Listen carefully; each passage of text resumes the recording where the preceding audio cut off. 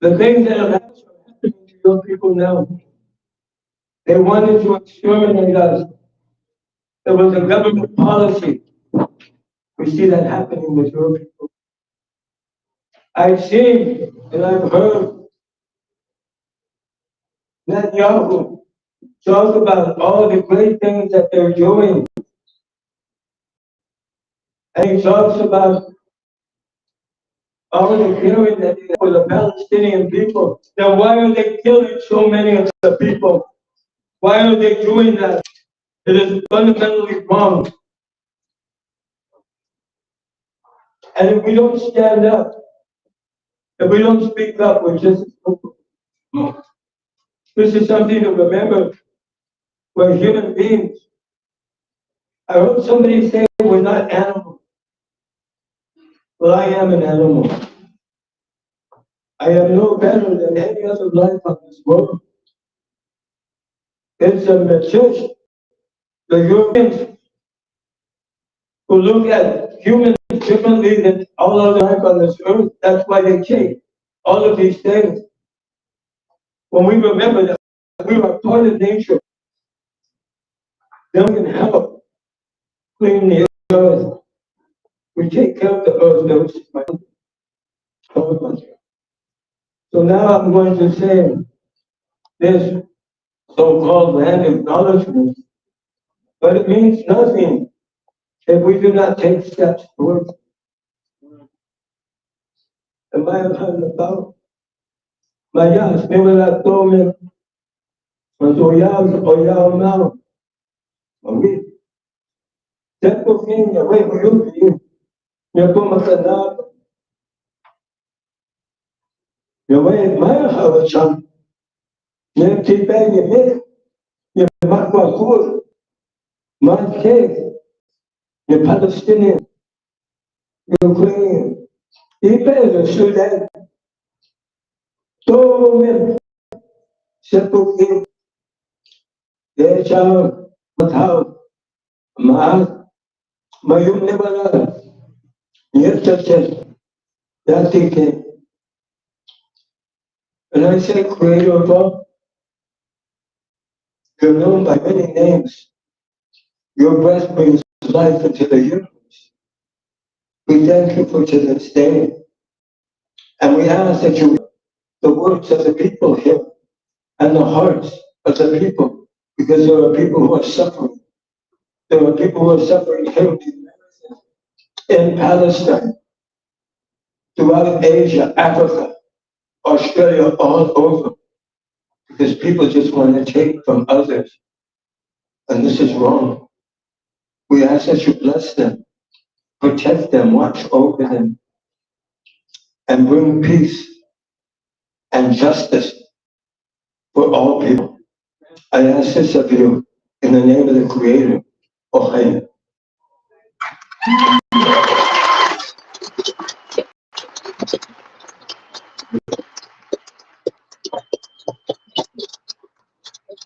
Thank you.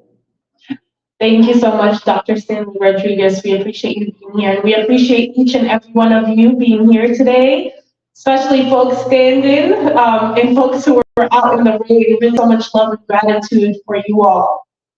With that being said, With that being said, we'll go ahead and get started.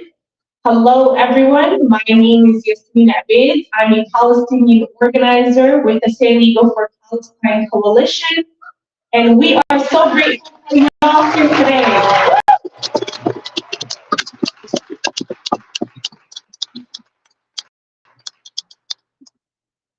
Today, we're getting started by grounding ourselves and learning a little bit about the historical piece of what is happening in Palestine today. And my fellow Palestinian organizer, JEANINE with the Palestinian Youth Movement, will be giving us a presentation about that. So please go ahead and welcome JEANINE.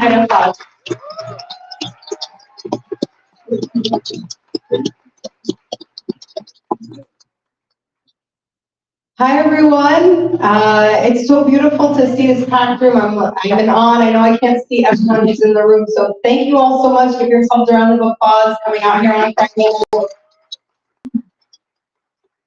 My name is Janine. I'm an organizer of the Palestinian Youth Movement, or QIM. QIM is a transnational grassroots organization with chapters all over what's known as North America, Turtle Island, and as well as in Europe. And we're made up of Palestinian and Arab youth who are in exile in the diaspora. And our mission and vision is to see a liberated Palestine in our lifetime, and we'll achieve to do so by dismantling Zionism not only in Palestine but in the world.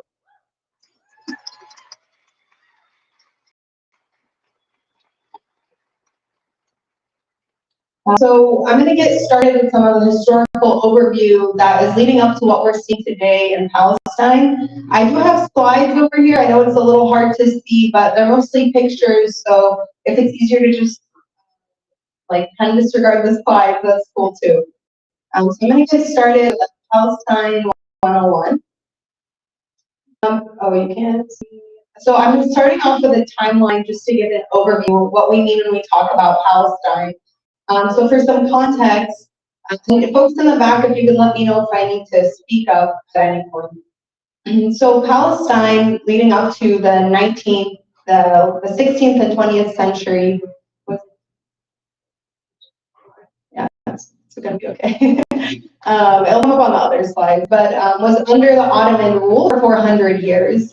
And we say that to say that Palestine has always existed, but at the time there was no formal nation states, right? That would later come with colonialism.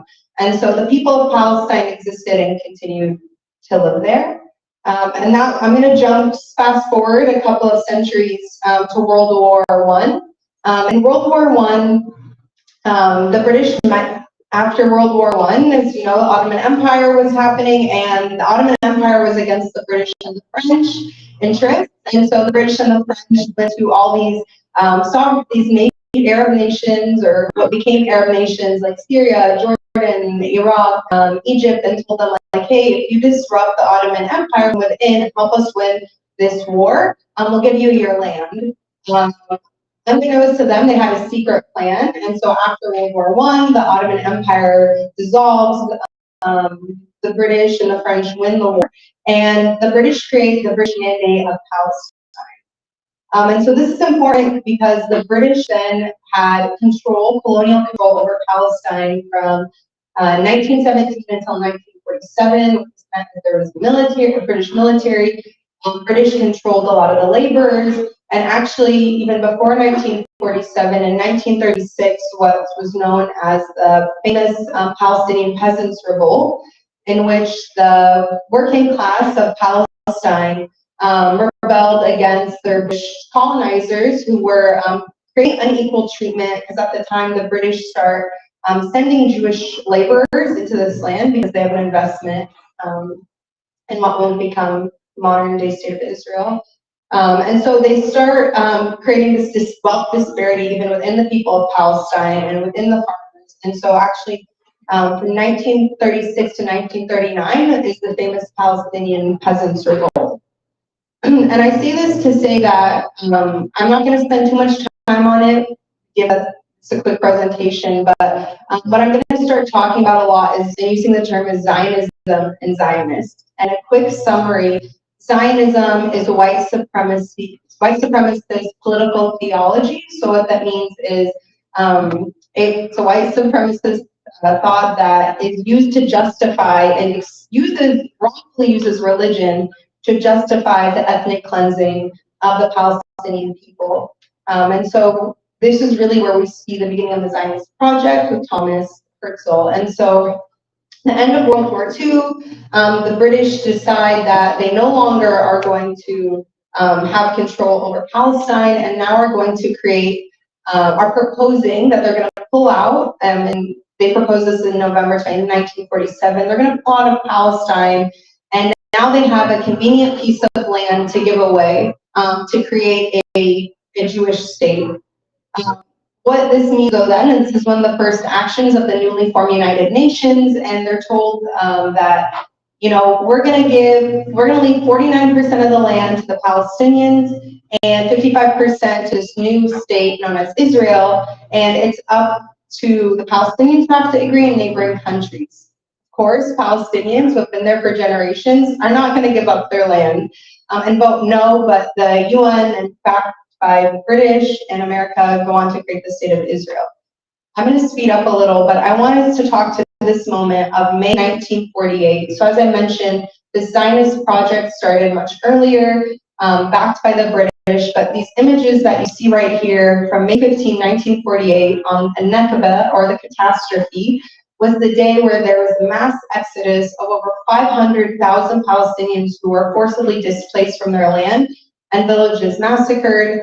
And many of the villages no longer exist today because of the violent Zionist massacre of Palestinian villages and towns.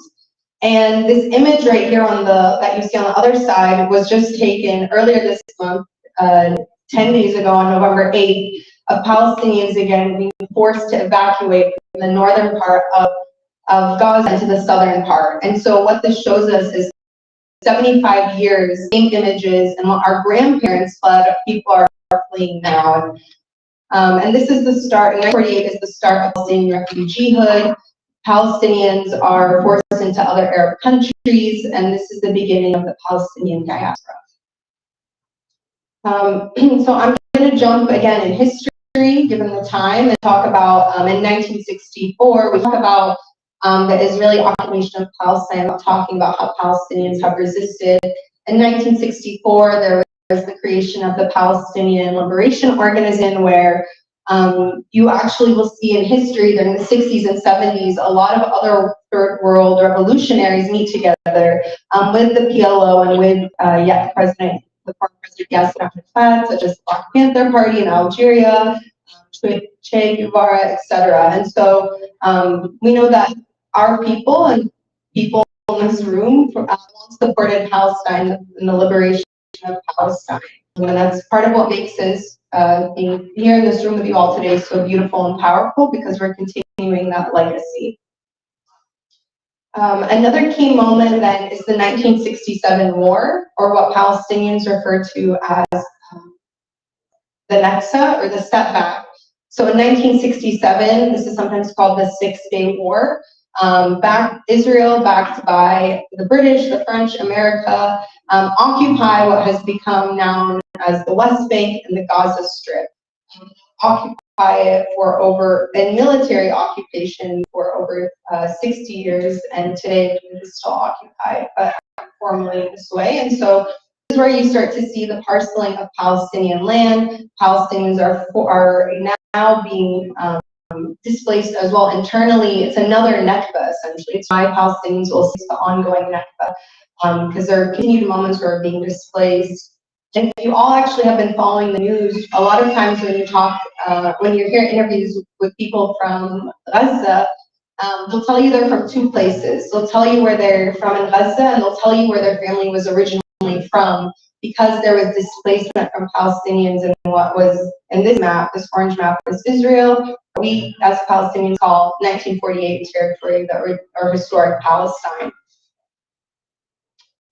And then in 1987, I want to talk about, so as I mentioned, from 67 to 87, there's this beginning of this really violent military rule in the West Bank, in East Jerusalem, and in Gaza, and this is where we start to see checkpoints happening within Palestinian lands. And the first Intifada in 1987 was brought by Palestinians.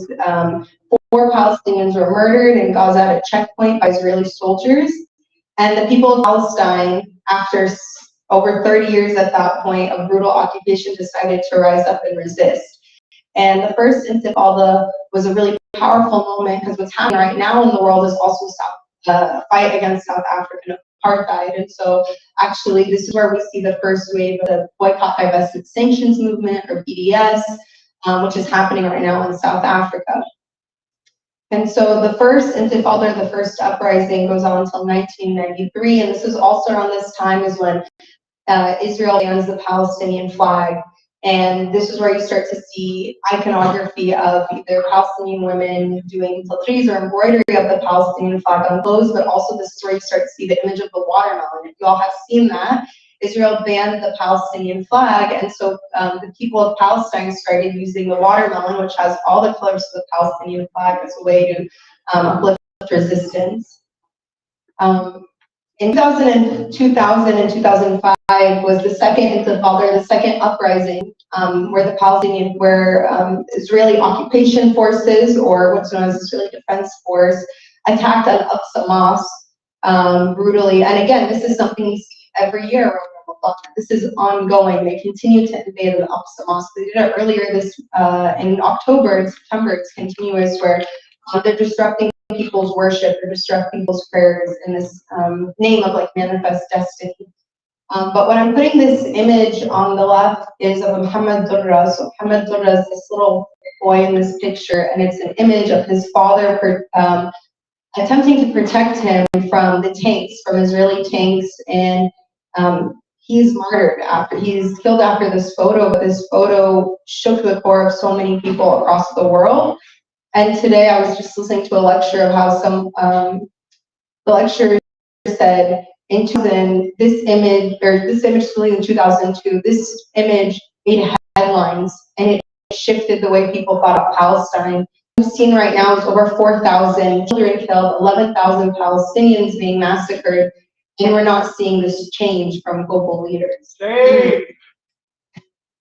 And so, I mean, actually, just to also bring stories, this father has another son, and his son was just recently martyred again, just a couple weeks ago, again, to the same colonial violence, and it's what our people continue to face. And so I'm going to talk up with Yasmeen about Palestine today and just provide some context again about like what do we mean when we talk about an apartheid state. What do we mean about checkpoints? So these checkpoints that are within the West Bank, it's where Palestinians have to cross to get to other parts of the West Bank, but also similar to what we see here in the U.S. with the harmful border, where the Palestinian laborers have to cross this checkpoint every day to get to work, to get to school. And actually, most recently, because Israel isn't allowing Palestinians into 48, they've lost over 75% of their workforce, and are now actually calling on India to send over laborers and trade unions so far protesting.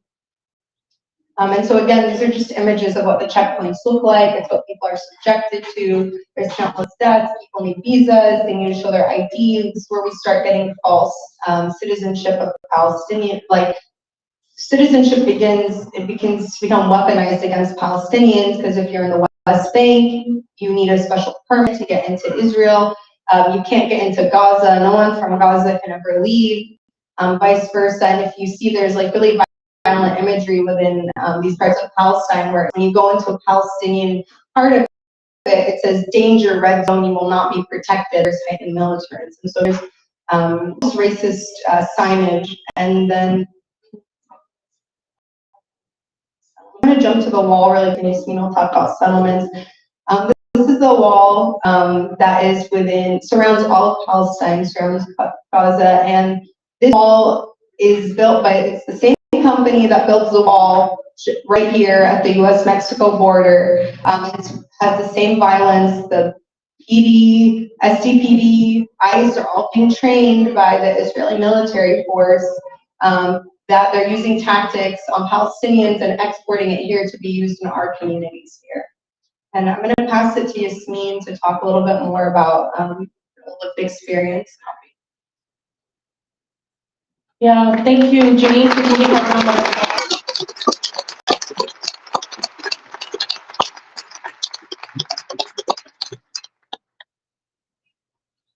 And I'm going to try to slow down for our wonderful interpreter.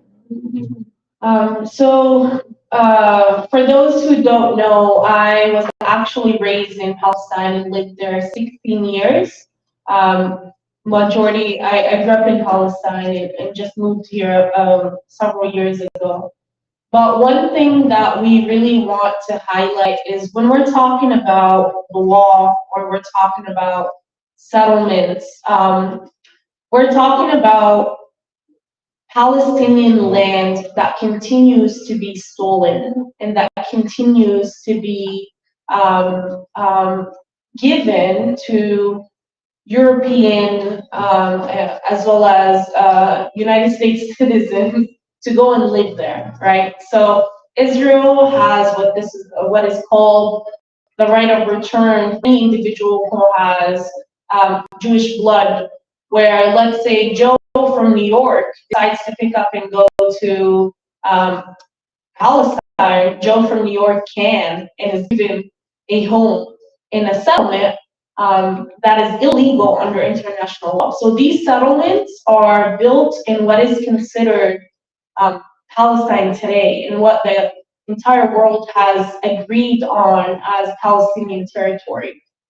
And what ends up happening is not only does Israel steal the land that these settlements are on, but Israel also steal all the lands around these settlements. So a lot of communities end up losing their land because it's too close to the settlement, because they're not allowed to be even around these neighborhoods.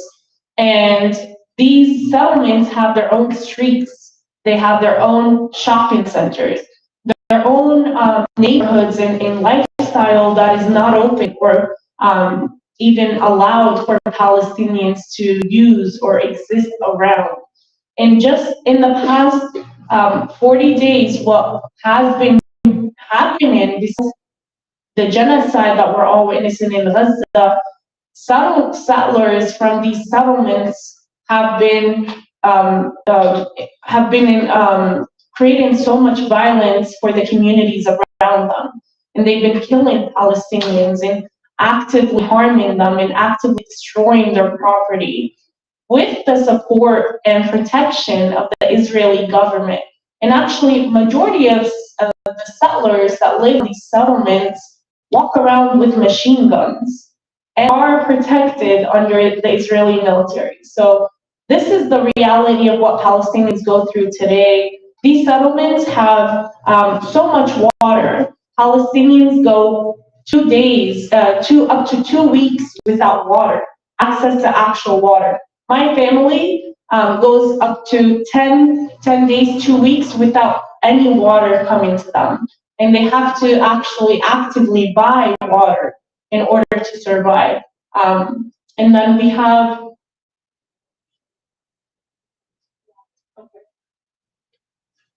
and part of what is considered the collective punishment is the home demolition. So many Palestinians actually end up losing their homes because Israel demolishes their homes. If someone in the family dares to resist, you see the entire family being punished. The entire family loses their homes. Their homes get bombed. I remember, this is something I'll never forget. One of the young men in my hometown, his entire family's home was bombed while I was in school, in probably 10th grade, and we were smelling the tear gas from our school and hearing the bombs from my school. And the entire family's home, their generation, wealth, everything they've ever built was gone within 10 minutes. And Israel does this all over Palestine to Palestinian families. And finally, I'm going to pass it back to Janine to talk a little bit about Gaza in the moment. Thank you, Yasmeen.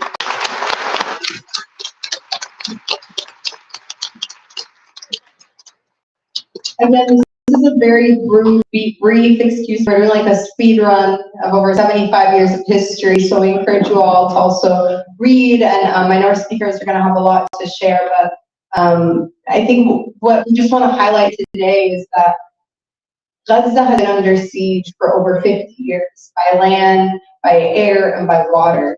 The people of Gaza are living in an open-air prison, and 10 years ago, studies came out that by 2025, Palestine would be, Gaza would be uninhabitable. It's 2023, and what we're seeing is some of the worst conditions humanity has ever witnessed. And so what Yasmeen spoke of is exactly what we're seeing right now. The people of Gaza dare to resist, and they are all being collectively punished right now. They don't have access to hospitals, they don't have access to electricity, they don't have access to water, while the whole world watches. And this is why, if you've been following the news closely, that image I showed you of people moving from the north to the south, which is what Israel said people need to do to be safe, have now received a report that they need to evacuate from the south. Where are people supposed to go? That is the question. Shame that people who have been forcibly displaced for over 75 years and continue to face displacement are being continued to be pushed out. And I'll end it at this note for now. We could talk about this for over 3 hours and still have so much to share about our history and our people's resistance, but for the sake of time, I'm going to pass it so we can hear from our panelists. So thank you all.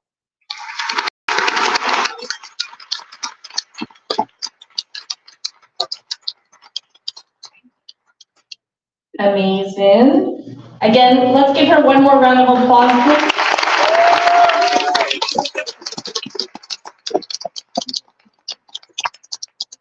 If I can ask our wonderful panelists to come up to the stage.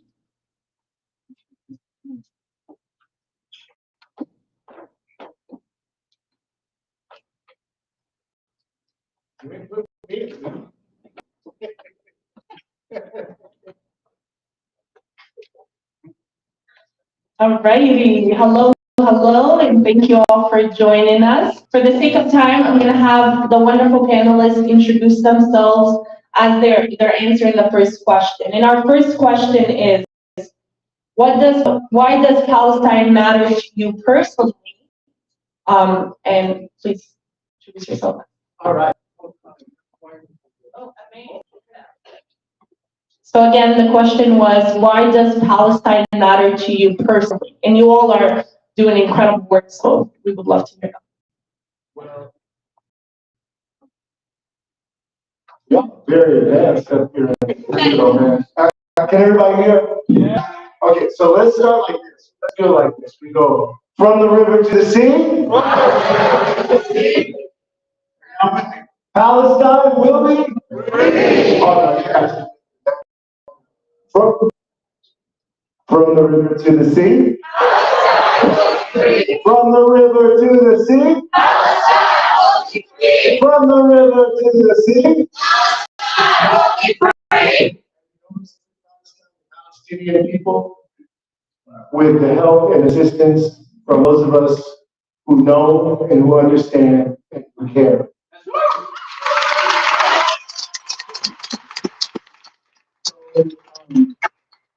I'm going to start by just telling you guys something that was written when I was 8 years old. My name is Danny, which means close in Arabic. So I feel very close to all of you today. And I want to thank the Center for hosting. Our sister warrior poet, June Jordan, wrote this at the bridge. She said, they blew up your homes and demolished the grocery stores and blocked the Red Cross and took the doctors to jail. And cluster bombed the girls and boys. They said something about never again. And then they made 1 million people homeless. I didn't know. And nobody told me. And what could I do?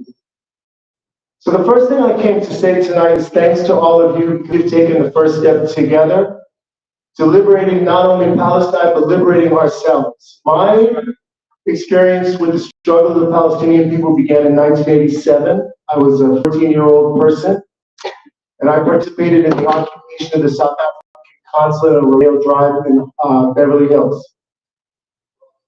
The struggle for the liberation of South Africa was intimately connected to the struggle for liberation in Palestine and the struggle of Central American people against dictatorship and war. The people of El Salvador, Guatemala, Palestine, and of South Africa had the same enemy. Who was that enemy? The U.S. The U.S. 10 points over there. As a 14-year-old child, I discovered that my country was on the wrong side of history and on the wrong side of the world. As a young man, I had the opportunity to go to Palestine. I was there in 2000, 2001 during the Second Intifada. And I saw the separation barrier built around the city of Kokilian, a Palestinian city that is entirely enclosed in Israeli concrete. I was detained, as most people who go to Palestine wind up being, by the Israeli Defense Forces. And the young man who pointed an American-made weapon full of American-made bullets at my chest took my identification and he said, "Oh, you're from Los Angeles. I'm from Brooklyn." And I felt like saying, and the rifle was from Massachusetts, but that wasn't really no good. So I learned again the second time that Israel cannot survive one single day without the support of this country. It's our role and our responsibility to stand up and say, not in my name, that I will bring it in, because this struggle touches us all. I'll stop and I'll pass the mic. But when October 7th happened, the first thing the Israelis did in the West Bank was double the number of Palestinian prisoners. Their spasmodic knee-jerk reaction, not just the mass murder we see in Gaza today, but in the West Bank, was to do something that every Black American person is familiar with: introduce the prison as the central social institution of our time. Not hospitals, they bombed them. Not schools, they bombed them. But prison. To take people from the outside open-air prison and put them in the inside closed-air prison. So for me, as a Black American person, the lesson of Palestine is twofold. Your struggle is my struggle. Your liberation is my liberation. And we fight as part of the same front against their prisons and ours, against their bombs and ours, against, as you said, the same police. And so with that, I'll pass and we'll have a little conversation about the next phase of our freedom struggle together.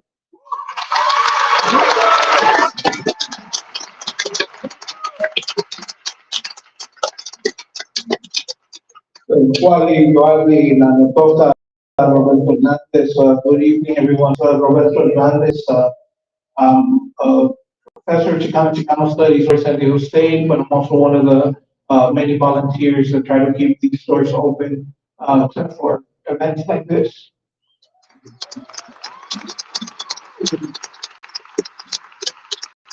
I was about thinking about Palestine a twofold way.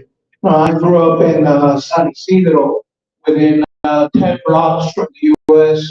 Mexico border wall. I grew up looking out my window, my classroom window, my elementary, middle school, high school, and seeing the Border Patrol chase people who look like me.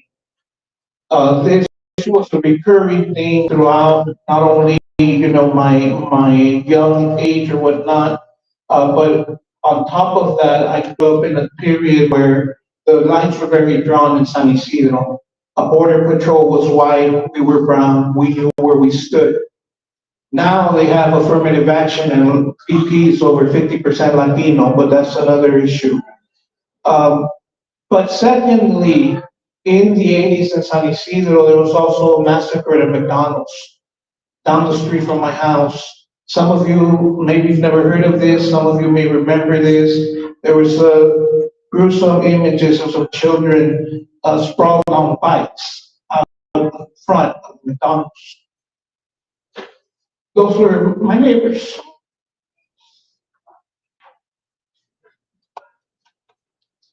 Those were my childhood friends that I grew up with.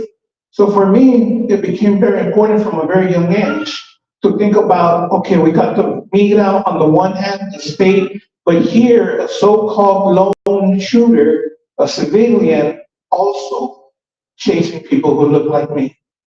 So it became very clear, that in looking to Palestine, looking to the separation wall checkpoints, although obviously of a different intensity, a different dynamic, nevertheless, a shared history, shared project.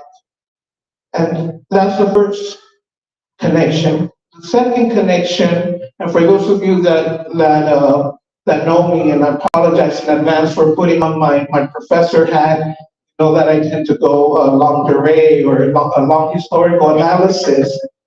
Upon going to first undergrad and then grad school, we were at the time in the Bay Area, right after 9/11. There was a lot of us as Chicanas and Chicanos who were organizing with, one of the earliest SJP chapters, prelude to the BDS campaign. And it was right after, in 2002, anniversary of the commemoration of the massacre of YASMEEN, that we did an action where, was that year in particular, I should add, it happened to coincide on April 9th with Holocaust Remembrance Day. And so, of course, the Zionists spinned the whole thing to say that we're out there protesting the Holocaust Remembrance Day. But shortly after an initial rally, people started marching. I actually stayed behind as part of a crew to de-escalate some tensions between rival factions arguing in the main plaza. And eventually I get a text from my sister. She says, "Hey, fool, just took over Wheeler Hall. Get over here. They're asking if you could come to a civil disobedience training." So I go to Wheeler Hall. I do the training. At that point, I'm a senior. And after, it was like 80 people ready to take a mass arrest. I believe, if I'm not mistaken, one of the first mass arrests post 9/11. So we knew the stakes were high. And we knew that if any of our Muslim relatives were arrested, we didn't know where they were going to be sent. So upon doing this training, I even, joke now in retrospect that I did my part, I did the training, and I was chanting, pointing at the people who were sitting. Hell no, they won't go. I'm making a straight line to the door to get out of it. But as I look back and I saw those 80, I saw that a full quarter of them were young Chicanitas and Chicanitos that I've been working with, mentoring, and organizing with for their initial years there. So I said, damn, I can't leave. I go back, I sit in with them, and, long story short, 79 arrested, 78 cited and released. I was singled out, taken downtown, additional charges. It was clear eventually that I was targeted that day because of my long history of organizing up there. They actually claimed that it was an assault and battery on an officer, that I bit the officer. And I said, haram, I don't need big.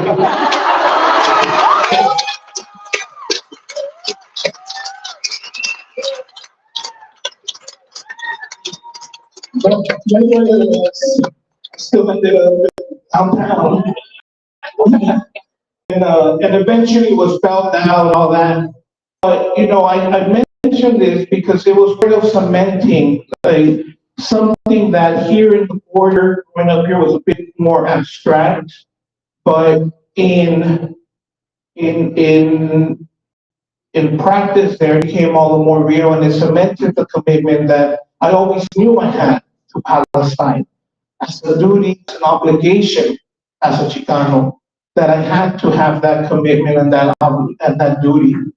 And just to maybe wrap up, although maybe I'll come back to this, but speaking, as I said, the whole professor had already went on a different tangent, right? I was going to go for a second, not to 2002, but I wanted to go to 1492, right? But not October 12th, as you probably are thinking, as most of us here tend to think, but to a different 1492, to January 2nd of 1492. And on that day, it was the fall of the city of Granada, the last stronghold of Al-Andalus, of what people wrongly call Muslim Spain, right? Of Al-Andalus on the Iberian Peninsula.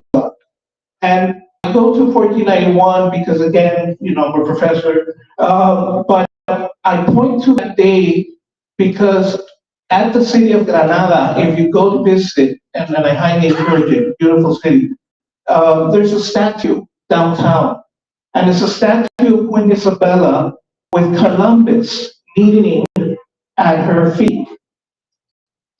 And he's kneeling at her feet because it was actually in Granada that Columbus went to ask Isabella and Ferdinand for permission to sail west. And the response of Isabella was like, hold up a bit, we got some work to do here, but once Granada falls, then you can go. And I point to that narrative because when I look at, what eventually happened October 12th in 1492, is that in coming to the Americas, the metaphysical goal of those colonizers was already to seek Jerusalem and take Jerusalem. So the colonization of the Americas as of 1492, to me, is no different. It was simply, on the one hand, and then subsequently with the opening of the Atlantic slave trade, the opening of two new fronts in the same war. As I say that because when I look at what's happening in Palestine, and we look at not only the Zionist project, which we have to acknowledge the majority of Zionists are not even Jewish, they're Christian Zionists. That is the same war. That is a war that goes back to the Iberian Peninsula in that period. And to think about Black and Brown liberation is to think about not different struggles that we share in common and we come together in more solidarity, but struggles that are intricately tied from the beginning and that really bind us as, again, different fronts to the same war.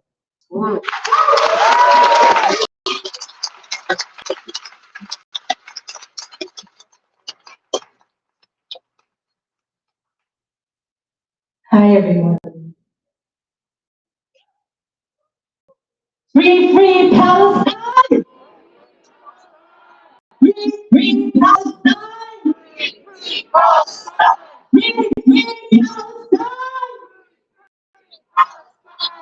Thank you.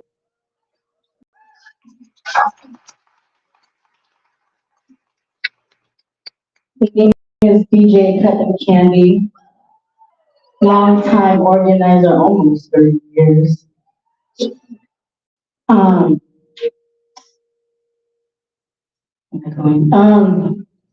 Pronouns they and she. I am a queer, disabled, gender fluid, Asian American, Filipinx.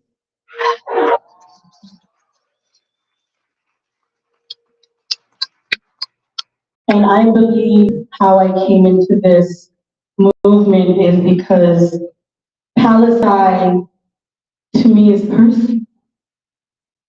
First of all, this is about humanization, first and foremost. This is about revolutionary love. And it tells me where people are in this moment if you don't have humanization and if you don't have revolutionary love. Because I remember when I was young, when I first learned about Palestine, I didn't learn about Palestine through academic books.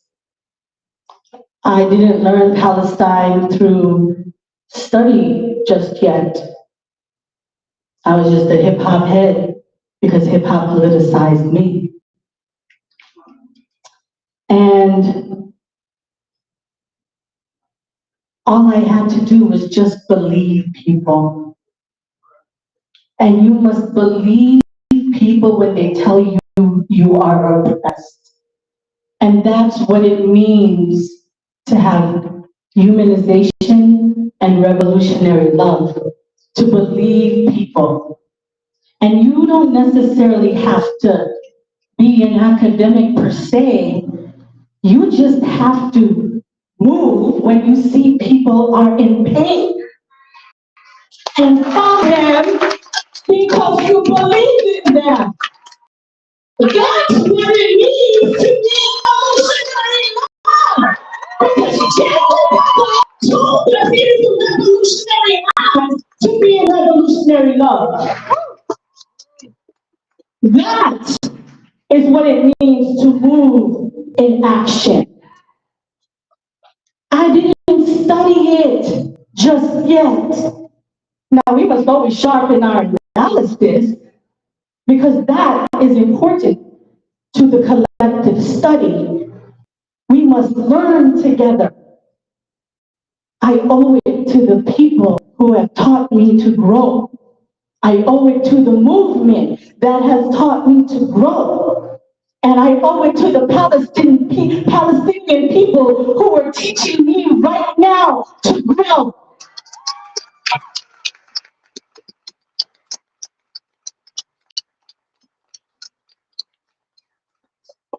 Now, let's sit back down here. That's what hip hop has did for me. Because I learned from the Black radical tradition.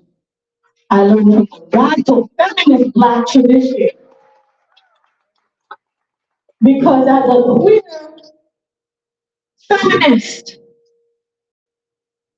and a gender fluid femme, I know that this is a queer issue. I know that this is a decolonization issue. I know that this is a feminist issue. I know that this is about racial justice. I know that this is about art for liberation, and Palestine will set us all free.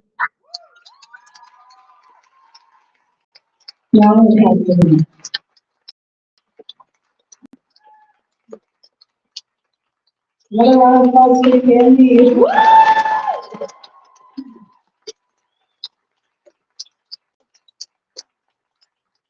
I'm going to keep it short because we have other questions to get to, but to Yasmeen's question, and my fellow panelists really had me thinking about what I can speak to why Palestine.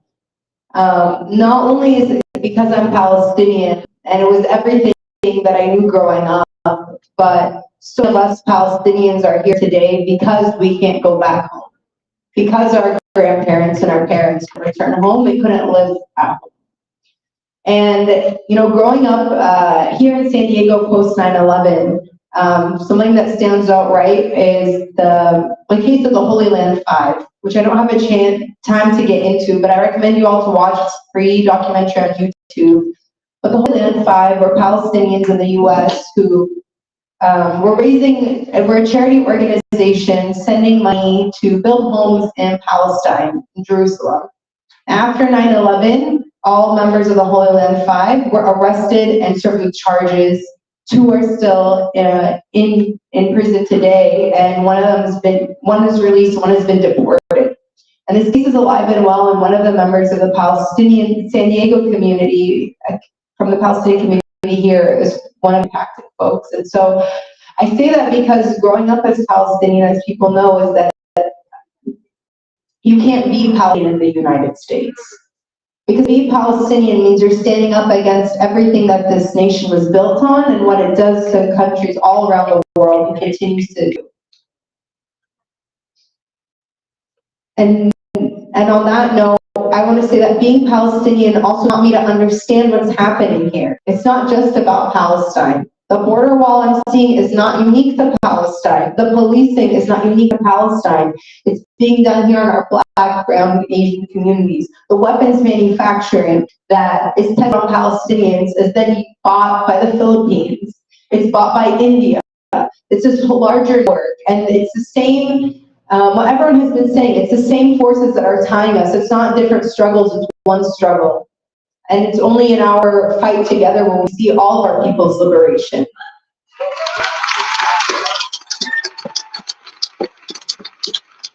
Thank you, y'all. This has been phenomenal. A few things that I want to highlight, things y'all mentioned. Dr. Danny, you mentioned how since in the last 40 days, really what Palestinians in the West Bank have been going through, and how many people have been forcibly incarcerated. I want to highlight that over 5,000 community labor workers have been kidnapped. Men specifically, 5,000 men have been kidnapped, and that's something that no one is talking about. Dr. Roberto, you talked about how our struggles are joined from the beginning, and that was so powerful to hear, and a reminder for all of us of why we're here today. Kandi, you talked about how revolutionary love is that we believe people, and that's powerful.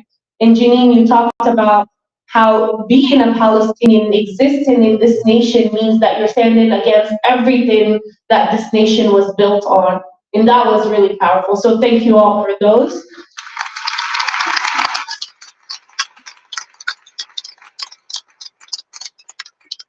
And now the very important question to our audience in the room: why does Palestine matter to Black and Brown folks and communities? And we can start with Dr. or Kandi. Why does it matter? Well, I think a couple of things, particularly as a brown Filipinx. I think you spoke about the Philippines. I think we know that the Philippines has been colonized. The United States alone had gone into the Philippines. They lied about freeing our people as well. They came in 1946 as well, claimed they won our independence too. And, is it not working? Can you hear me? Hello? Oh, can you hear me? Okay, it's better? Oh, sorry. Oh, I'm sorry. And I think understanding what has happened in the Philippines alone, and with the United States taking over our bases without the Philippines' consent even, after we had gained our independence in 1946, just that alone. And then even today, you could even see them trying to attain our bases again. And that is something really important to note, because what are they preparing for? And they're actually trying to do that in claims in preparation, in claims to a threat from China, right? So what are they trying to set up? And these are the things that we have to take awareness to. And the other thing and the other concern that we have to be concerned about is the kind of things that the relationship that they have with Israel, the United States has with Israel with weaponry.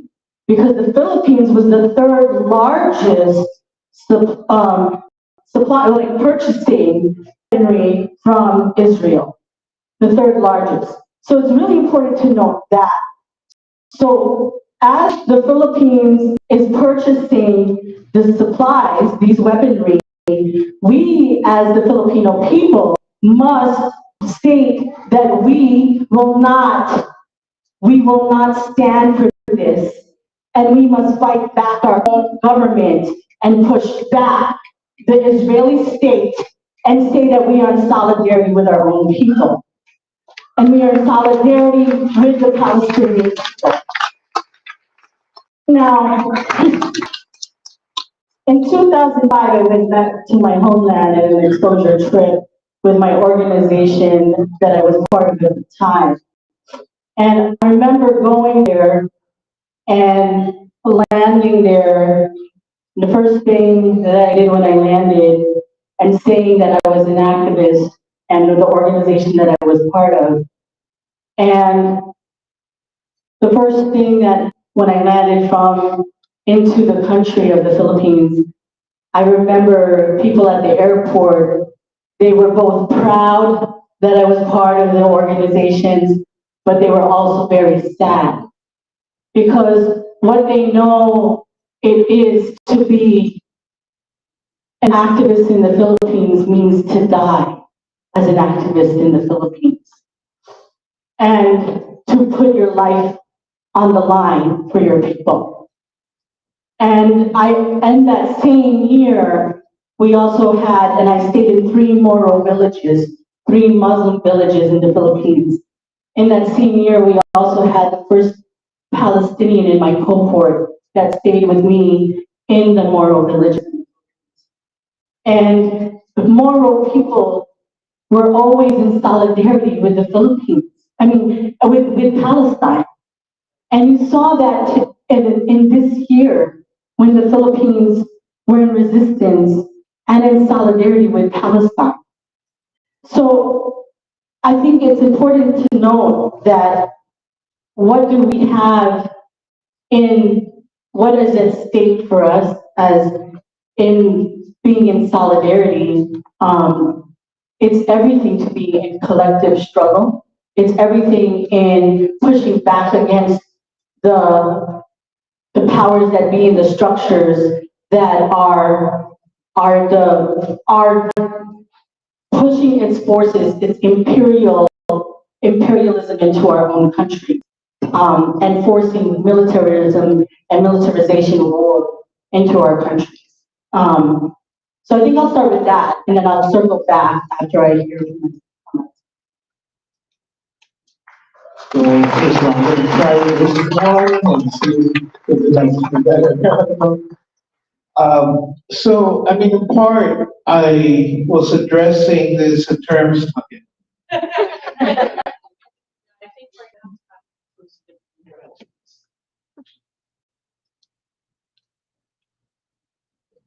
okay, so I was referencing, growing up on the border and this perspective from the U.S.-Mexico border. But at the same time, just earlier today, we had a all-day conference on Zapatismo. So I want to point to that for a second, because when I say 1492 and this longer history, that's not abstract. That is what we're living today, right? And the Zapatistas remind us that what we're confronting is not just a capitalist system, but more broadly what they call civilization of death. A civilization that is itself quite literally trying to bring about the end times. End times will come when they come, but to try to bring it on, right? This is what the Christian Scientist Project, right? And in looking at the contemporary mega projects, arguably this Ben Gurion channel as well as a mega project, the Zapatistas and indigenous people throughout Mexico have been fighting to block several current mega projects that are happening right now. One is the falsely named Maya train that has nothing Maya about it, right? It is a tourist trap that is destroying actual Maya communities. And the other is another type of corridor, which is the Trans-Isthmic corridor. So if you think about the map of Mexico, that skinniest part before it kind of comes back down to Chiapas and the Yucatan, that skinniest part is the Isthmus of Tehuantepec. It's the shortest route between the Gulf of Mexico and the Pacific Ocean. And they're trying to create a corridor that will connect those two to bypass the Panama Canal. But part of the bypassing of the Panama Canal is also about linking the corridor with the Maya train with new train routes that are being created throughout Central America, minus Nicaragua. To leave out Nicaragua, it has ties with China and instead create a different type of convenio or agreement between Central American countries, Mexico and the U.S., to facilitate trade in much of the same way that this idea, this dream of the Ben Gurion Channel would do in the Mediterranean. So for us, it's not abstract. These are the actual ongoing struggles here as well, in Mexico as well, with indigenous people in the National Indigenous Congress leading the fight against some of these mega projects. Now, to bring it back to more specifically Chicano perspective here in the U.S., because of 500 years of colonization, some of us, most of us, many of us don't speak our languages. Some of us do. Some of us still have those historical ties. Some of us are working very hard to relearn them. But when we see the extent to which colonization has been normalized after all these centuries here for us, and we see it unfolding in real time in both Mexico still today with those indigenous peoples that still carry their language, their traditions, their territories, and we see it in real time in Gaza and throughout Palestine. We don't want what has happened to us to happen to Palestine. We are, in a sense, and I want to be very clear. I'm not talking about 150 or 60 years with the Treaty of Guadalupe Hidalgo, because if we only go to the Treaty of Guadalupe Hidalgo with U.S., Mexico, and changing one border from one location to another, we're still thinking in terms of the logic of nation state, which are colonial borders. So even as Chicanos, we're looking past 1848 to think about what, as Plan Underground, famous as Rap Crew from LA said, we didn't cross the border, the borders crossed us. The borders, in plural, not just one. It's not just Mexico.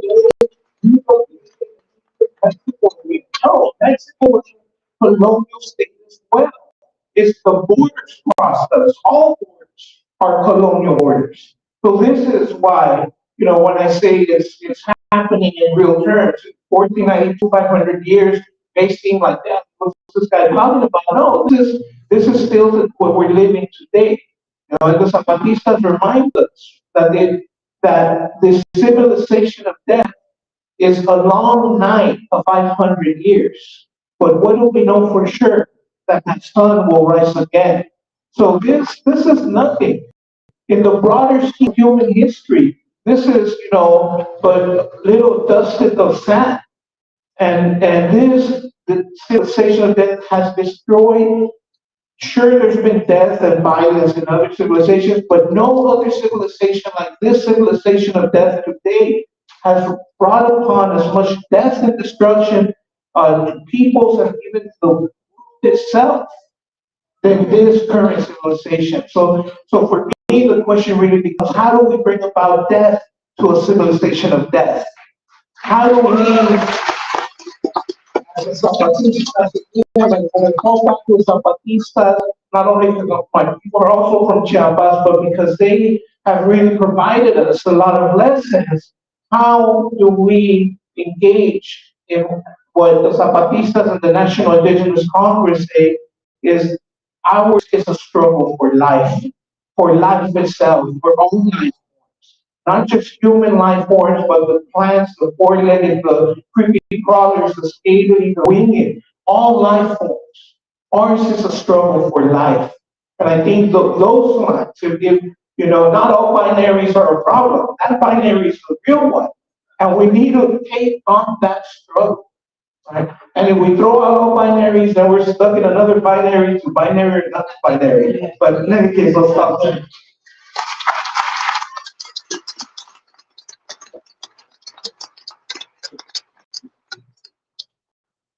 Let me mention something that hasn't been mentioned yet, but what Mr. Stan say made me think of it. In the 1970s, as the American Indian movement reorganized following its assault that suffered at the hands of the FBI and the U.S. government, the American Indian movement founded a group called the International Indian Treaty Council, which tried to get indigenous people from North America diplomatic recognition at the United Nations. Because indigenous people had no international representation. And there were two organizations that supported observer status for us before the UN. That was the African National Congress and the Palestine Liberation Organization. So the reason we want to tell that we didn't come here tonight to build an alliance. We came here tonight to rebuild an alliance. 49 years old, I remember the ANC when it was the liberation movement and not a busted ass government. I remember the PLO when it was a liberation movement and not a busted ass government. I remember CISPIS and the FMLN when they were a liberation movement and not a busted ass government. I remember the KDB. I remember LA8, who were Palestinian people arrested and threatened with deportation before the Holy Man Foundation folks. So we have a long history of fighting against this monster. And Black people have a specific part of that long history. Our liberation movement always recognized Palestinians as our sisters and brothers. That's why I started with June Jordan. The Panthers knew this, SNCC knew this, Angela, Miss Alexander, many people told our people this, but our people are colonized as well. We're colonized by our preachers, we're colonized by the Democratic Party, we're colonized by our teachers. We live under mental, political, social, and physical colonization. The moments where we have broken that colonization, we've done so in the same way Palestinian people have done, because we live under the same taboo. The greatest taboo for Black people in this society concerns how we are allowed to struggle for our liberation. See, people nodding, they know what I mean. We get to say, I have a dream, but we don't get to say, I have a rifle. When you pick up the gun, or the rock, or the stick, they show you the airplane or the aircraft carrier. These motherfuckers sent 2 aircraft carriers to Palestine. Hell, all this shit. And talking about Palestinian people should go back to throwing rocks at the tanks. Fuck that shit. We came to fight together for our liberation. And the thing about Black folks in this country, Malcolm taught us. He said, America is a burning building. You have a choice. Run in or run out. Time to stop singing. Yeah, stop singing and start swinging. The people who run out the burning building run toward the Palestinian flag. The people who run into the building, we have to stick our foot out and trip them so they fall down and we can explain to them they're going the wrong direction. So what Roberto said is correct. We have to ask the age-old question, what is to be done, right? And the first stage is what we do. We have to call for a ceasefire, not because a ceasefire is the end of our political aspirational horizon, but because it will indicate to the world we have the power to stop this country from its unseasoned onion violence.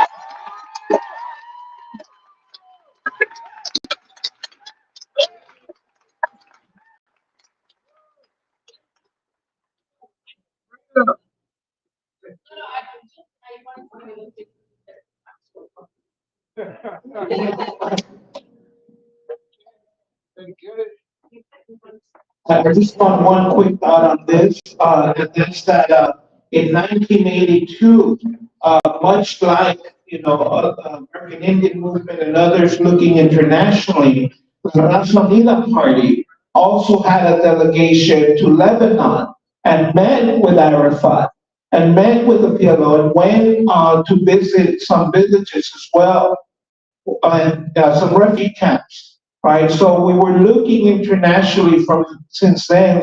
So this idea of building, right? I think we can't forget that this is not anything new. We've been here before, right? And when I started earlier today, my wife told me, just don't cry up there. She knows how I get, right? I'm like, you know how I get. Why do you put me on stage? But I say that because when Kandi was talking about revolutionary love, I often say, I only cry in the face of beauty. And this here is beauty.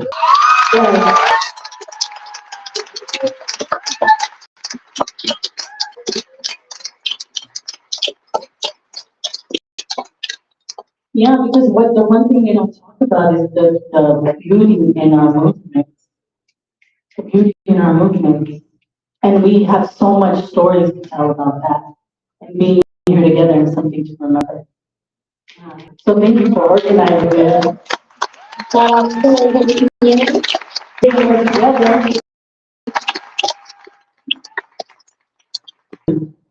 I think something to note is also in our shared struggle and movement is the othering that happens in the othering, particularly in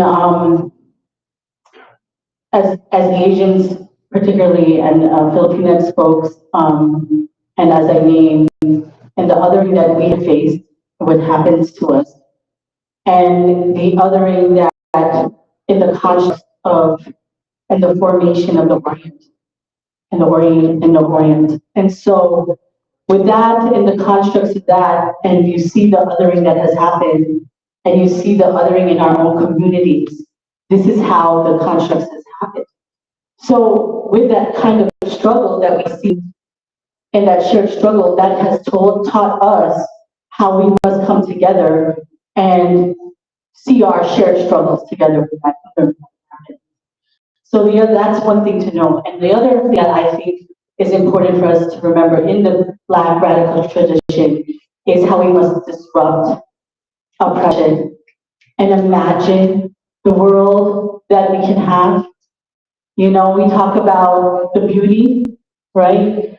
And I think when I imagine a world, I think about how we can fight for the world that we want. That is what I've been learning in the movement, fighting for the world that we want and radical possibilities.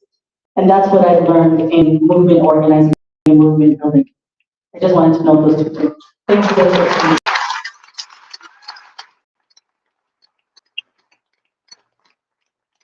Before we move on to our kind of final question, I want to name one thing, which is, what does the United States have to do with this, and what is the stake of the United States, right? The creation of Israel as a Zionist settler colonial state is just an extension of the white supremacist settler colonial nation that we live in here, that's occupying indigenous lands here.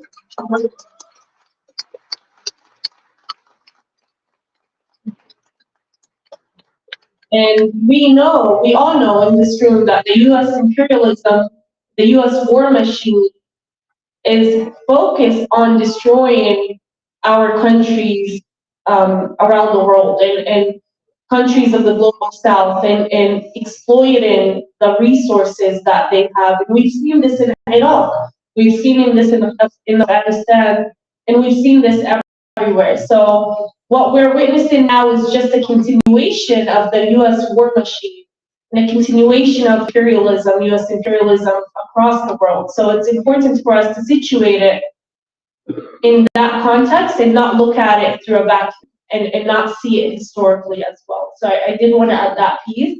And our final question, kind of, and if we can keep our answers maybe to 2 minutes here. What is the biggest impediment in your community to building an effective solidarity movement with Palestine? Whoever wants to start. I mean, I think Danny already kind of began to touch on that, right? And that's that many of our own people are colonized in every which way. Many of our own people are confused about the situation. Many of our own people listen and not only to, you know, the false news, the Israeli propaganda, the US propaganda, but also come back to the church. In the case of my community, you know, I was never, you know, I wasn't born, well, I wasn't raised Catholic, you know, I just threw the water on me and that's as far as it got. I didn't do anything of the rest, so I didn't grow up that way per se. You know, I was fortunate to be brought into ceremony in more indigenous traditional ways since I was like 15. But nevertheless, that Catholic Church, Christian Church, various denominations that still hold on to the idea that somehow the state of Israel is a historic biblical Israel, that confuse that, and because of that, feel that they have to support this genocidal regime, right? So I think doing the work of educating us that distinction between Zionism as a political project that it is, right? That, and again, threefold, right? Not all Jews are Zionists, not all Zionists are even Jewish, and for that matter, the majority of the Zionists in this world are not Jewish. What is that? This is a different type of monster that we're using. I think that education in itself, those conversations, and it's insisting on that, in any which way we can.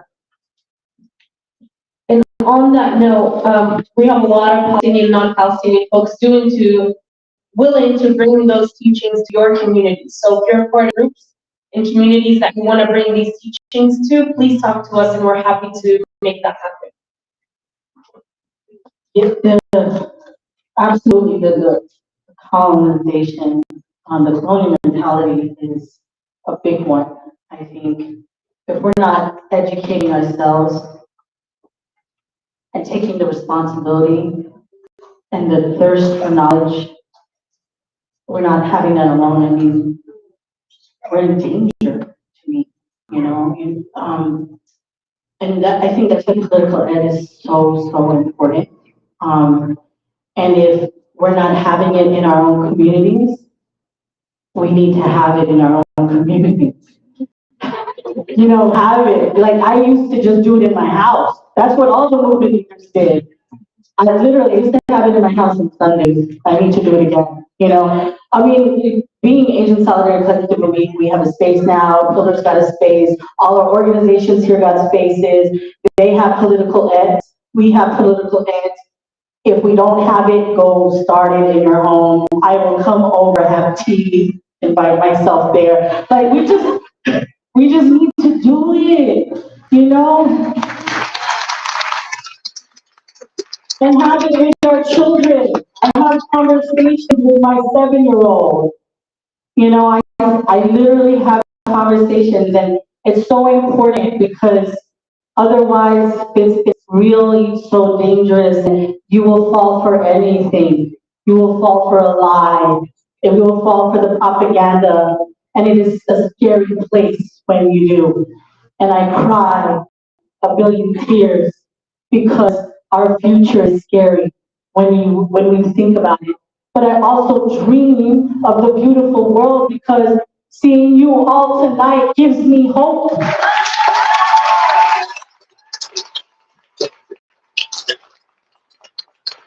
Because right here is political ed. This is political ed, and we need more of these. Thank you.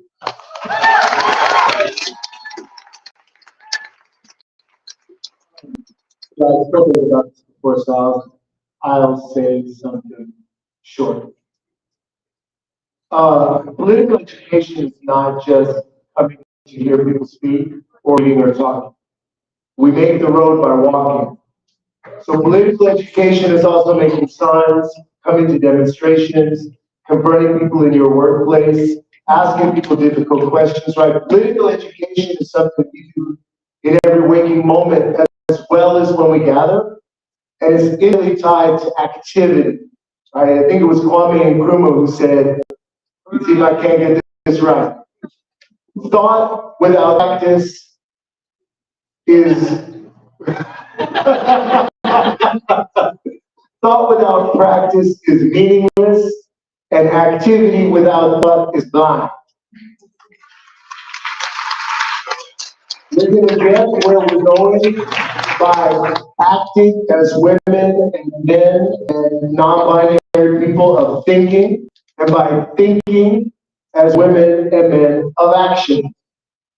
So one last problem we have, besides our own mental colonization. This empire is collapsing. Say the quiet part out loud. This empire is collapsing.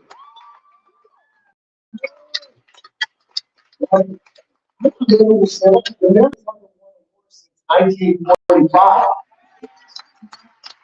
The Palestinians, the Vietnamese ran them right out. They smashed Iraq and ran away. They did the same thing in Syria and Afghanistan. Now they leave a big mess when they flee.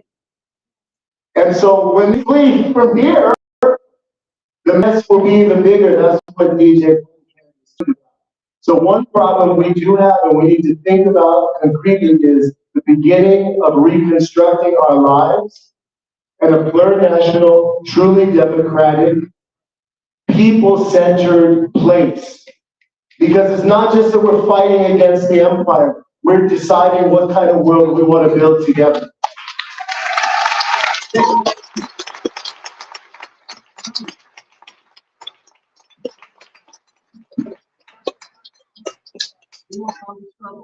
Thank you, y'all. That was really, really powerful.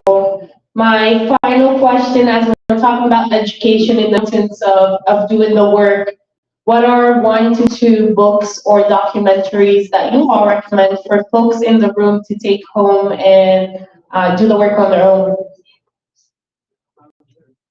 I'll tell you what you can give for free real quick, so that's good. You go on Verso's website right now, pops 10 myths about Israel, you can download free. So that's not necessarily the best piece you can read, but it's free. Ilian P-A-P-P-E, the book is called 10 Myths About Israel, and it's free on the Verso, V-E-R-S-O website. Or at least it was yesterday. The second thing I would recommend Black people read specifically is in 1967, after the Israeli attack on the 6-Day War, the Student Nonviolent Coordinating Committee published a statement on Palestine. It's extremely relevant to us today. So I would look up SNCC, S-N-C-C, and Palestine, just put it in your search engine, and that'll come up. And that's short. You can read it with people, you can pass it on to people, you can teach it to people, you can slow people to grasp it, because I understood it. So those are 2. Those are 2. The SNCC piece is the second one, and 10 Myths About Israel is good too. Otherwise, you know, Khaledi's book, 100 Years War on Palestine, is excellent. Yeah. Yeah, if you want a really comprehensive list with different like films, documentaries, and books, the PYM or the Palestinian Youth Movement, if you go to our website, we have a reading list, a recommended one, with also books and movies that I encourage you all to check out. Another, actually a novel that stands out to me because I'm a lover of fiction more than nonfiction is Men in the Sun by Ghassan Kanafani. It's a short story, which is why I think it's a really easy read and a great entry into Palestine because it actually tells, it follows the story of the Palestinian condition and Palestinians who had to flee out of Palestine by smugglers to get into Kuwait and by being smuggled into an oil rig. So that's Men in the Sun. It's a very short, short story, and I didn't even find the PDF. But another way that, like, as an individual, that you can take action starting today is by participating in the boycott, divestment, sanctions, or BDS. We will flyer in the back of the QR code, but you know, when we talk about like what are the things that we're seeing here today, we all have the power as consumers to not buy goods. The BDS movement played a critical role in South Africa, and right now the BDS movement is scary in the state of Israel. That's why it's banned and trying to get off and colleges. Why it's banned in 35 states.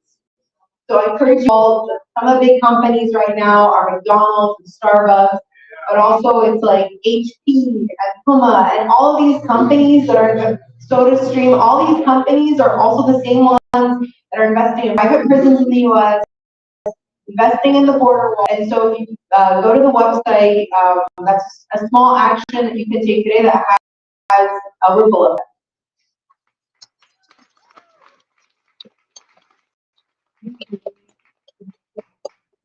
Um, I'll recommend the Palestine Feminist Collective's website because they just have a list of resources there that you could have and lots of links to books, and they have a toolkit that you could use to have those links to those resources as well. And because I fell upon this today, I haven't seen it in a long time, and it brought back memories for me. I sent it to everybody, like a whole flyer that I was on back in 2005. I did a show in 2005 with Dan of a link of a show that I did back in my hometown in New York, a documentary on slingshot hip hop. So it's an old documentary, but it's just shows you how powerful cultural organizing is in music and the power of hip hop all around the world globally. And that documentary is still powerful today. And they came to New York City. DAM is a hip hop group that came from Palestine and came to New York City. They were in a documentary that was filmed, an independent documentary. It was on the Sundance Film Festival, got really powerful. I recommend everybody to watch it because there was also there was so many artists on that documentary. It's really, really powerful. So I recommend folks to watch that. I think I'm gonna go with oldie but goodie, and that's Aimé Césaire's Discourse on Colonialism. It's a relatively short book, available online as a PDF for free. I'm sure you can find that because it's also much older, right? It's originally written in 1951, but I think it's an oldie but goodie that we don't read enough. A discourse on colonialism. Discourse on colonialism. Yeah. And just one point I want to make about it. This was written not long after the Shoah. And in reflecting on that, Césaire says Hitlerism preceded Hitler, right? To point out that what happened in the Shoah, as devastating as it was, what had been happening the world over for the previous 450 years, right? And arguably, what we're witnessing right now is Hitlerism once again. So it has preceded and survived Hitler himself, right? And then as far as the newer recommendation documentary called The Uprising, it was done in 2019 out of Amsterdam, and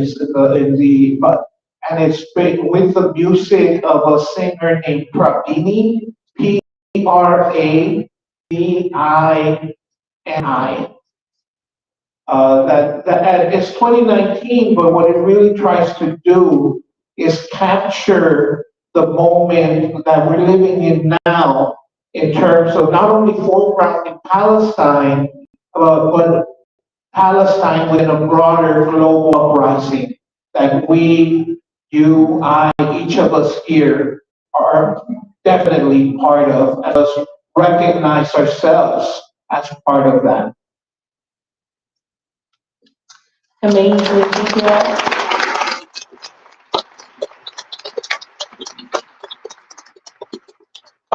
I'll add one more, which is 1948 Grecian catastrophe.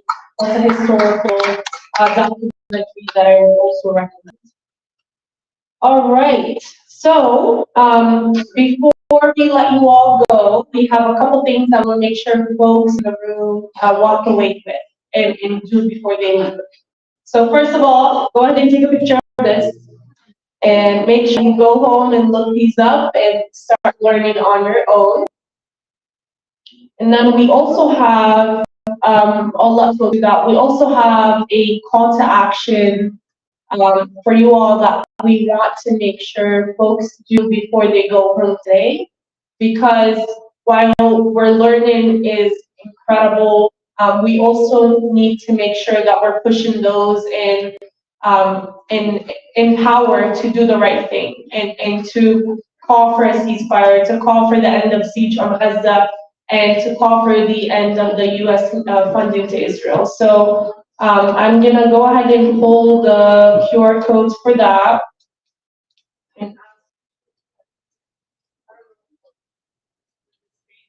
I visited the conversation about in his office. Why not? He says he gets as many calls from clients as just for you. If you want to take exact call in office, tell him over T5 and keep on being on the phone.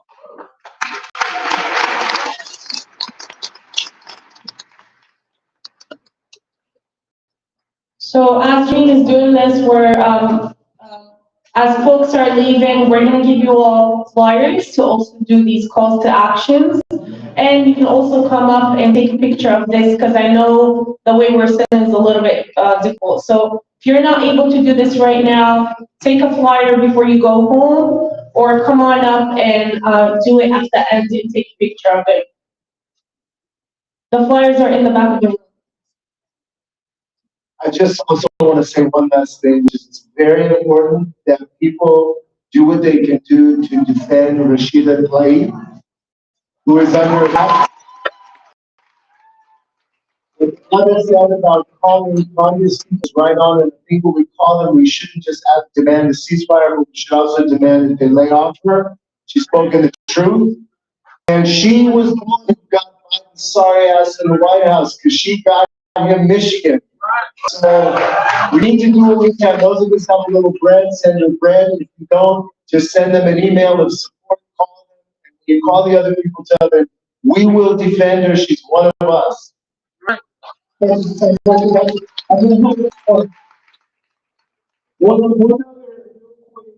call to action, sort of a different kind, as we were sharing the list of readings and videos, it struck me that many of you probably know texts that people should be familiar with, but more importantly, many of you might know text in Arabic, text in other languages. So I want to give a plug for the not to underestimate the power of translation.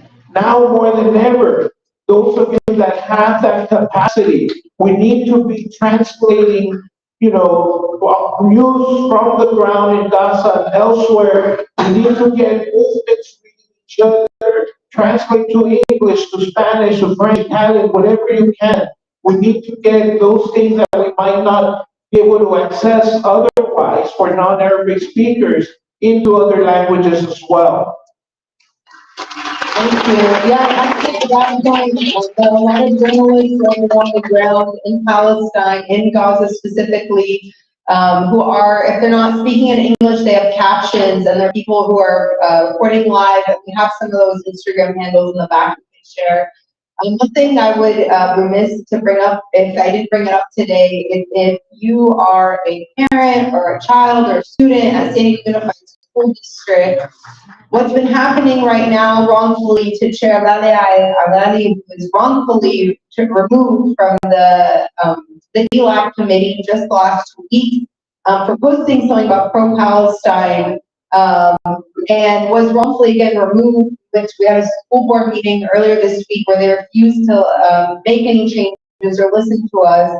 And the time is we need to send emails to the school district, because what we've been talking about people being doxxed, the surveillance that started with COINTELPRO, it's happening now, it's happening here in San Diego, and our community members are facing it. And so please, we'll add the information onto the PYM link tree, but please continue to be vigilant and send these emails to the school board.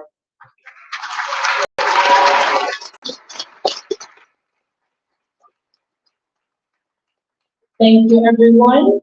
Let's give another round of applause for our wonderful team.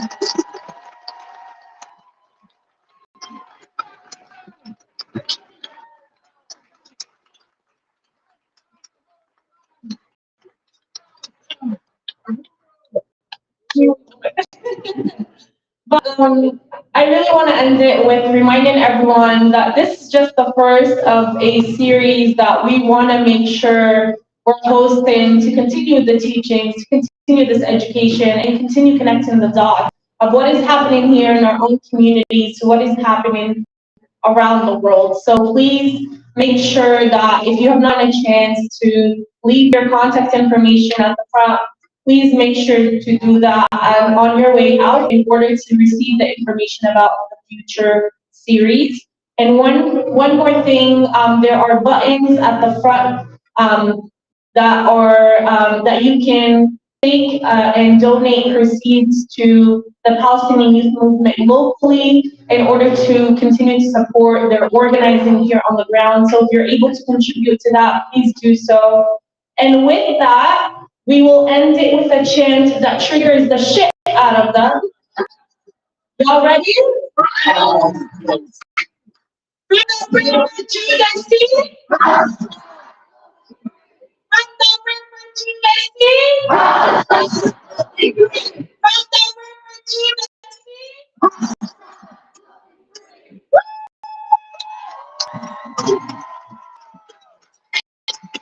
Thank you, everyone.